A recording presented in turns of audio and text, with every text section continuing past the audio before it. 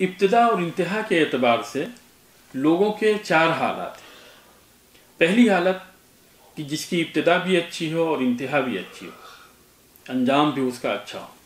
دوسری حالت کہ جس کی ابتدا بھی بری ہو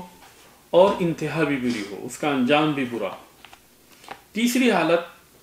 کہ جس کی ابتدا اچھی ہو لیکن انتہا جو ہے بری ہو، یعنی بچپن میں وہ نیک عمل کرتا رہا لیکن آخری عمر میں جو ہے وہ مرتد ہو گیا، اسلام کو چھوڑ بیٹھا۔ اور چوتھی حالت کہ جس کی ابتدا بری ہو لیکن اس کی انتہا اچھی ہو، جیسا کہ فرعون کے زمانے میں جو جادوگر آئے تھے تو ان کی ابتدا بری تھی، کفر کی حالت میں ان کی زندگی گزر رہی تھی، لیکن جب موسیٰ علیہ السلام سے ان کی ملاقات ہوئی تو انہوں نے موسیٰ علیہ السلام کے اوپر ایمان لایا۔ اور اسی طرح سے وہ یہودی بچہ جو کہ نبی کریم صلی اللہ علیہ وسلم کی خدمت کرتا تھا، جب اس کی موت آئی تو موت سے پہلے نبی کریم صلی اللہ علیہ وسلم اس کے پاس پہنچے اور اسے اس وقت نبی کریم صلی اللہ علیہ وسلم نے اسلام کی دعوت دی، اور اس آخری لمحے میں اس نے اسلام کی دعوت کو قبول کر لیا اور کلمہ شہادتین کا اعتراف کیا، اقرار کیا۔ تو نبی کریم صلی اللہ علیہ وسلم نے کہا الحمدللہ الذی انقذہ من النار، کہ ساری تعریفیں اس اللہ تبارک و تعالیٰ کے لیے ہے جس نے اس بچے کو جہنم کی آگ سے بچایا۔ یہ بخاری کی روایت ہے۔ اس کے اندر جو آخری دو حالتیں بیان کی گئی ہیں ان کے بارے میں اس حدیث کے اندر دلیل موجود ہے، اور وہ یہ ہے کہ انسان اپنی مشیت اور ارادے سے نیکی یا بدی کرتا رہتا ہے، لیکن ساتھ ہی ساتھ وہ اللہ تبارک و تعالیٰ کی مشیت اور ارادے سے خارج نہیں ہوتا۔ تو بندہ جو ہے مخیر ہوتا ہے، اسے اختیار حاصل ہوتا ہے کہ جو چاہے عمل کرے، لیکن ساتھ ہی ساتھ وہ مسیر اس معنی میں ہوتا ہے کہ اس کی کوئی بھی چیز اللہ تبارک و تعالیٰ کی مشیت کے بغیر نہیں ہوتی۔ اور ان دونوں نقطوں کی دلیل حدیث کے اس ٹکڑے کے اندر موجود ہے کہ موت سے پہلے اس کے اوپر تقدیر غالب آ جاتی ہے تو وہ جنتیوں جیسا عمل کرنے لگتا ہے، یا یہ ہے کہ وہ جہنمیوں جیسا عمل کرنے لگتا ہے۔ اسی طریقے سے اس حدیث کے اندر ایک پوائنٹ یہ ہے کہ انسان کو ہمیشہ ڈر اور امید کے ساتھ اپنی زندگی بسر کرنی چاہیے۔ ڈر اس بات کا ہونا چاہیے کہ کہیں ایسا نہ ہو کہ اللہ تبارک و تعالیٰ اس کے اعمال ضائع کر دے، اور امید اس بات کی ہونی چاہیے کہ اس نے جو کچھ بھی نیک عمل کیا ہے اللہ تبارک و تعالیٰ اسے اس کا اجر اور ثواب عطا کرے گا۔ کیونکہ کچھ لوگ ایسے بھی ہوتے ہیں جو کہ ابتدائی دنوں کے اندر تو نیک عمل کرتے لیکن ان کا خاتمہ برا ہوتا ہے، اور اس کے بالمقابل کچھ لوگ ایسے ہوتے ہیں جو کہ ابتدائی دنوں کے اندر برے اعمال کرتے لیکن اللہ تبارک و تعالیٰ انہیں ہدایت عطا کر دیتا ہے، اور اس طریقے سے وہ ہدایت یافتہ ہو جاتے ہیں۔ تو رحمت کی امید اور اسی طریقے سے جو ہے بھلائی کی امید کبھی بھی اپنے ہاتھ سے چھوڑنا نہیں چاہیے۔ ہمیشہ جو ہے اللہ تبارک و تعالیٰ سے رحمت کی امید رکھیں اور امید کا دامن کبھی بھی نہ توڑیں۔ اگلا نقطہ اس حدیث کے اندر یہ ہے، امام نووی رحمہ اللہ نے اس حدیث کی شرح کے اندر ایک بات ذکر کی ہے، ایک اعتراض ذکر کیا ہے، پھر اس کا انہوں نے جواب بھی دیا ہے۔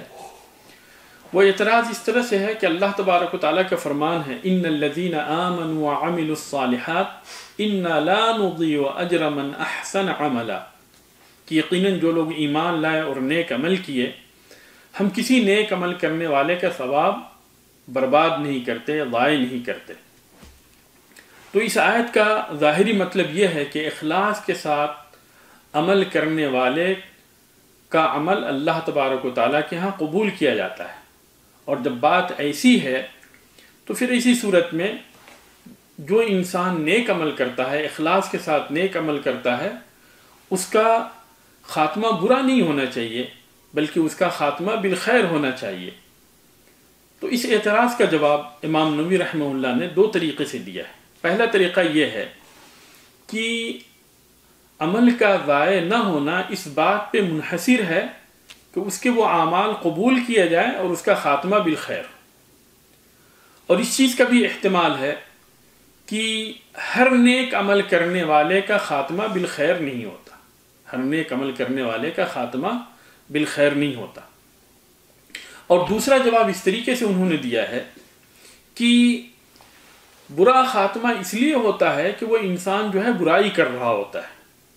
یا یہ ہے کہ جو نیک عمل وہ کرتا ہے وہ ریا اور نمود کی خاطر کرتا ہے، اسی لیے اس کا خاتمہ جو ہے برا ہوتا ہے. جیسا کہ حدیث کے اندر آتا ہے، بخاری کی حدیث ہے کہ نبی کریم صلی اللہ علیہ وسلم نے فرمایا ان احدکم لیعمل بعمل اہل الجنہ فیما یبدو للناس، کہ تم میں سے کوئی جنتیوں جیسا عمل کرتا ہے لوگوں کی نگاہ میں. تو وہ لوگوں کی نگاہ میں تو جنتیوں جیسا عمل کرتا ہے، لیکن اس کا باطن جو ہے، اس کا اندرونی حصہ جو ہے یہ برا ہوتا ہے، اور وہ عمل جو ہے دراصل ریا اور نمود کے لیے کرتا ہے، دکھلاوے کے لیے کرتا ہے. تو اس لیے جو ہے اس کا خاتمہ جو ہے،